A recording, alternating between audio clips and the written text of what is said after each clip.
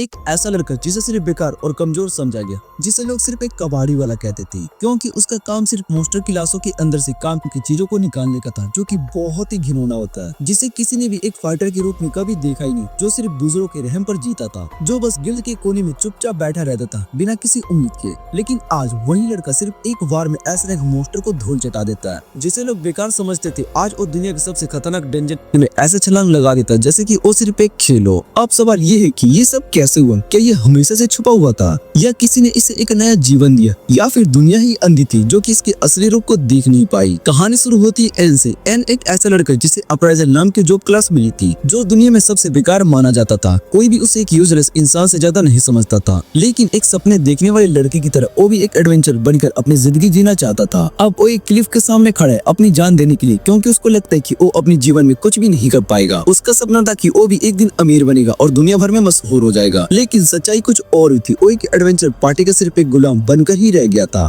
उनका सामान उठाना, लूट समेटना और बस थोड़ा सा पैसा कमा पाना, बस इतना ही उसकी जिंदगी में रह गई थी। इसके बाद हम थोड़ा पीछे का सीन देखते हैं, जहाँ पर पार्टी का स्वॉर्डमैन जोड और उसकी विजार्ड गर्लफ्रेंड जुलन उसे एक बेकार इंसान की तरह ट्रीट करते थे। यन चाहे जितना भी मेहनत करे, उनके लिए वो सिर्फ एक फ्री का नौकर था। एक दिन जब जोड और जुलन एक जाइंट रैट मोस्टर से लड़ रहे होते, तब एन उनके पीछे खड़ा होकर बस देख रहा था। जब मोस्टर मर गया तब उसका काम था लाश का इंस्पेक्शन करना और वैल्यूएबल चीजें निकालना, लेकिन एन के पास स्ट्रेंथ नहीं थी, जिस वजह से वो मोस्टर के दांत को भी नहीं खींच पा रहा था। जब उसने मदद मांगी तो जोड उस पर गुस्सा हो गया। उसने एक पत्थर उठाकर एन पर फेंक दिया और उससे कहा कि अगर तू इतना छोटा सा काम भी नहीं कर सकता तो किसी पार्टी में होने का तेरा कोई भी हक नहीं है। ये अंदर ही अंदर बहुत ही गुस्सा था, लेकिन उसके पास कोई दूसरा ऑप्शन भी नहीं होता है। वो जानता था कि अगर इसने पार्टी से निकाल दिया तो कोई दूसरी पार्टी उसको कभी भी हायर नहीं करेगी। उसने अपना गुस्सा दबा लिया और जबरदस्ती मोस्टर के दांत को खींच लिए। थोड़ी देर के बाद वो दोनों जोड और नोलेन के साथ आगे बढ़ने लगा। तभी उन्हें एक मोस्टर की लाश मिली। ये एक हेल हाउंड था। ये मोस्टर बहुत ही ताकतवर होता है और इनके पार्ट्स मार्केट में बहुत ही महंगे बिकते। जोड और नोलेन बहुत ही एक्साइटेड हो गए होते और ये इनको तुरंत काम पर लगा दिया, लेकिन ये इनको सिचुएशन थोड़ी अजीब लग रही थी। उसने जोड से कहा कि ये हेल हाउंड्स इस फ्लोर पर कैसे हो सकते हैं, ये यहाँ पर नहीं मिलते। लेकिन जोड बस हंस दिया, तो सोचना बंद कर और काम कर, ये सब तेरे पे स्किल से बाहर की बातें। जुलेन भी हंसी और उसने बोला कि अगर तुझे इतना ही डर लग रहा है तो तू भाग जा, और याद रखना बिना किसी पेमेंट के तुझे हमारी पार्टी से निकाल दिया जाएगा। ये ने अपनी फ्रस्ट्रेशन दबाई और चुपचाप हेल हाउंड्स की लाश का डिसमेंटलिंग करने लगा। जब वो काम कर रहा था तभी जोड और नोलेन को थोड़ी दूर पर एक और लाश दिखाई दी। जोड बहुत ही एक्साइटेड हो गई। येन चल उस लाश को अपराइज कर और उसमें से वैल्यूएबल पार्ट्स निकाल, लेकिन येन के अंदर एक अजीब सी घबराहट हो रही होती है। गिल्ड के दिए गए मैप के मुताबिक ये एरिया बिल्कुल भी सेफ नहीं था। उसने जोड से कहा, मुझे लगता है कि कुछ गड़बड़ है, हमें यहाँ से वापस चलना चाहिए।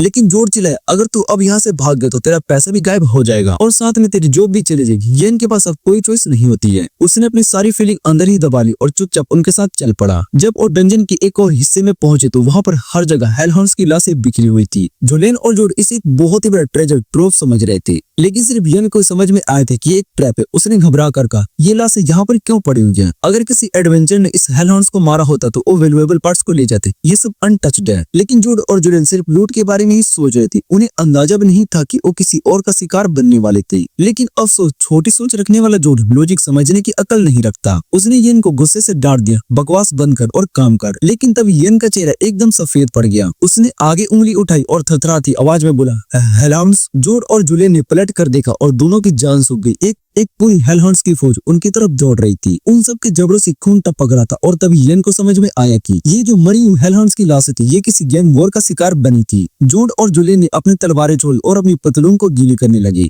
एक हेल हाउंड को मारना मुश्किल था और ये तो पूरा का पूरा झुंड था। न वो इनसे लड़ सकते थे और न ही इनसे बचकर भाग सकते थे। लेकिन तभी जोड के दिमाग में एक घटिया आइडिया है। उसने जुलेन तक बोला, हमारी बचने का एक ही तरीका है, येन को उनके सामने छोड़ दो। येन ये सुनती उसके होश उड़ गई, तुम लोग ऐसा नहीं कर सकते हो। लेकिन बिना कोई वार्निंग दे जुलेन ने एक पैरालाइज स्पेल डाल दिया और येन जमीन पर गिर गया, बिल्कुल लाचार। उसके हाथ और पैर हिल भी नहीं रहे थे। जोड और जुलेन हंसते हुए भाग गए और पीछे से हेल हाउंड्स जोर जोर से भौंक रहे थे। एंजॉय लूजर, जोड चिल्लाया और वहां से भाग गया। येन का दिमाग अब भी हजी था, उसका होश उड़ चुका था। लेकिन तभी एक हेल हाउंड ने उसके हाथ को अपने तीखे दांतों से चबा लिया। वो बेचारा दर्द से इतना तेज चिल्लाया कि उसकी पैरालाइज टूट गई। उसने तुरंत एक बड़ा सा पत्थर उठाया और हेल हाउंड्स के मुंह पर जोर से मार दिया। मोस्टर पीछे हट गया और उसने अपने बैग में हाथ डाला और सारा का सारा खाना हेल हाउंड्स की तरफ फेंक दिया। हेल हाउंड्स ने तुरंत उसके पीछे भागना बंद कर दिया और खाने पर टूट पड़े। येन घायल था, चल भी नहीं पा रहा था, लेकिन किसी तरह लंगड़ा टेढ़ा डंजन से निकलने लगा। लेकिन जैसे ही एग्जिट पॉइंट पर पहुंचा उसका खून खोल उठा। जोड और नोलेन ने एग्जिट गेट को ब्लॉक कर दिया था। तुम लोगों ने सिर्फ मुझे ट्रैप ही नहीं छोड़ा बल्कि एग्जिट गेट भी बंद कर दी, येन चीख पड़ा। जोड एक ठंडे से हंसिया सा सॉरी लूजर, लेकिन अगर तू बच गया तो हमारी बहुत ही बदनामी हो जाएगी यार। येन ने पीछे मुड़कर देखा और हेलेंस एक बार फिर उसके पीछे आ रहे थे। उसने एक और एग्जिट गेट ढूंढा और दौड़ लगाई, लेकिन ये भी एक डेड एंड निकला। अब कोई रास्ता नहीं बचा था। येन समझ गया था कि अब वो मरने ही वाला है। उसने आसमान की तरफ देखा और सोचा, काश मैंने एडवेंचरर बनने का सपना नहीं देखा होता। पर अब सोचने का कोई फायदा नहीं था। येन ने एक गहरी सांस ली और पीछे मुड़ने की वजह वो खुद ही क्लिफ के नीचे कूद गया। हवा में गिरते वक्त उसके दिमाग में सिर्फ एक ही सोच थी, मेरी जिंदगी भी एक लूजर की तरह चली और लूजर की तरह ही खत्म हो रही है। उसका गिरना और गिरना चलता रहा और फिर एक जोर का झटका आया। येन जमीन से टकरा गया। उसका पूरा शरीर छलनी हो चुका था। खून हर जगह था। वो मरने ही वाला था। तभी एक अजीब सी चीज हुई, लेकिन वो ग्लिच हो रही थी। कभी दिख रही थी तो कभी गायब हो रही थी, जैसे कोई सपना हो, जैसे कोई इल्यूजन हो। उसने धीरे से येन की तरफ कदम रखा और येन अभी भी होश में था, लेकिन उसका दिमाग अब धीरे धीरे बंद हो रहा था। और तब लड़की ने उसके माथे पर एक हल्का सा किस किया और उसी पल येन बेहोश हो गया। लेकिन अब उसकी आंखें खुली तो सब कुछ बदल चुका था। वो एक छोटी सी चमकती हुई मैजिकल झील में था, एक विशाल पेड़ के नीचे। उसने अपने हाथ देखे, सारे घाव, सारी चोट, सब कुछ गायब हो चुका था। उसने झील के पानी को एनालाइज करने की कोशिश की, लेकिन उसका दिमाग एकदम झटका खा गया। ये पानी तो एस रैंक आइटम था, यार्डासिल ड्रॉप्स, और लेजेंडरी पानी जो किसी भी बीमारी या घाव को तुरंत ठीक कर सकता है। येन की जिंदगी बदलने वाली थी। येन बड़े पेड़ को ध्यान से देखता है और उसे एहसास होता है कि ये यार्डासिल है, वर्ल्ड ट्री जो कि अनंत माना उत्पन्न करता है। वो हैरान रह जाता है क्योंकि जितना उसे पता था दुनिया के इकलौता वर्ल्ड ट्री बहुत ही साल पहले मुरझाकर गायब हो चुका था। माना सिर्फ वर्ल्ड ट्री से ही मिलता था, लेकिन जब वो खत्म हो गया तब लोग भी माना का यूज करते थे। इस वजह से स्कॉलर्स को लगा कि और भी वर्ल्ड ट्रीज होंगे और उन्होंने बहुत ढूंढा पर कभी भी सफलता नहीं मिली। ये पेड़ इतनी गहराई में छुपा था, विश्वास नहीं होता। येन सोचता है। उसका मन भरा था क्योंकि इस पेड़ ने उसकी जान बचाई थी। वो धीरे से उसके तने को हाथ लगाता और शुक्रिया कहने लगता है। तभी उसे हल्की सी आवाज सुनाई देती, जैसे कोई धीरे से बोल रहा हो। वो आसपास देखता है पर कोई भी नहीं होता। उसे लगता है कि शायद से वो कोई भ्रम था। अब उसके पास एक ही रास्ता था, डंजन में और आगे बढ़ना, ताकि किसी और तरह की सरफेस तक पहुंच सके। जाने से पहले वो एक बार फिर से पेड़ की तरफ देखता और उसका शुक्रिया अदा कहकर आगे बढ़ जाता है। दूर येन सोचता है कि ये जगह कितनी मुश्किल होगी, क्योंकि अब तक किसी भी गिल्ड ने इतनी गहराई तक कदम नहीं रखा। फिर भी उसके पास कोई दूसरा रास्ता नहीं, इसलिए वो आगे बढ़ता रहता है। काफी देर तक कोई भी मोस्टर दिखाई नहीं देता और इसी वजह से वो थोड़ा आराम महसूस करता है। लेकिन तभी एक तेज वार उसके एक कान को काट देता और वो चौंक जाता है। पर उसके रिएक्ट करने से पहले एक और वार होता है जो कि उसकी उंगलियां काट देती है। उसके सामने एक ऐसा मोस्टर होता है जिसमें ज्यादा ताकत नहीं है,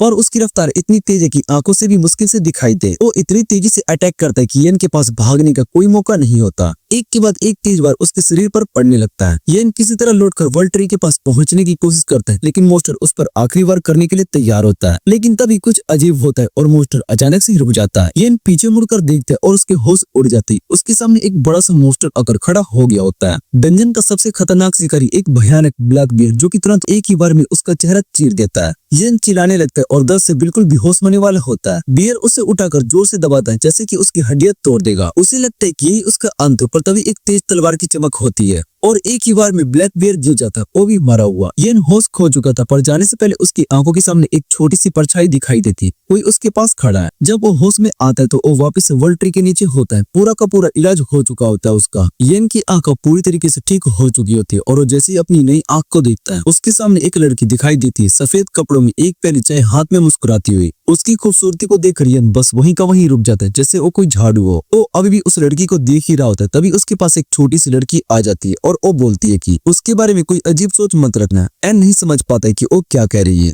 और ये छोटी सी लड़की जो कि बिल्कुल फ्लैट है, आखिर में एक खूबसूरत लड़की को अपनी बेटी क्यों बता रही है। लड़की गुस्से में देखती, मेरी बेटे के लिए ऐसा मत सोचना। तभी एन को पता चलता है कि छोटी लड़की असल में यूसुला वर्ल्ड ट्री की गार्डियन है और जो खूबसूरत लड़की उसके सामने खड़ी है उसका असली नाम यूरी है, पर वो यूसुला की बेटी नहीं है। उर्सुला साफ कह देती कि उसे किसी की जान बचाने में कोई रुचि नहीं है, लेकिन सिर्फ यूरी की जिद की वजह से उसने डंजन में आकर येन की मदद की। येन अब भी इस बात पर अटका होता है कि यूसुला वर्ल्ड ट्री की गार्डियन है। तभी यूसुला एक और सच बताती है कि इस दुनिया में 9 वर्ल्ड ट्री है और हर एक की अपनी एक गार्डियन होती है जो कि उसकी सुरक्षा करती है। लेकिन असली झटका तब लगता है जब यूसुला बताती कि यूरी असल में एक इंसान नहीं बल्कि वर्ल्ड ट्री की आत्मा है। यूरी को शुरू से उर्सुला ने संभाला, इसलिए उसे अपनी माँ बताती है। येन बिना सोचे बोल पड़ते यूरी वाकई में बहुत ही खूबसूरत है। यूसुला तुरंत उसकी तरफ गुस्से से देखती, अगर तूने उस पर लाइन मारने की कोशिश भी की तो मैं और तेरी आंख निकाल दूं, जिससे कि मैंने मुश्किल से बनाया। ये सुनकर येन को याद आता है कि उसकी आंख तो बियर ने खराब कर दी थी। यूसुला उसको समझाती कि वर्ल्ड ट्री की बूंदें उसके घाव को भर सकती,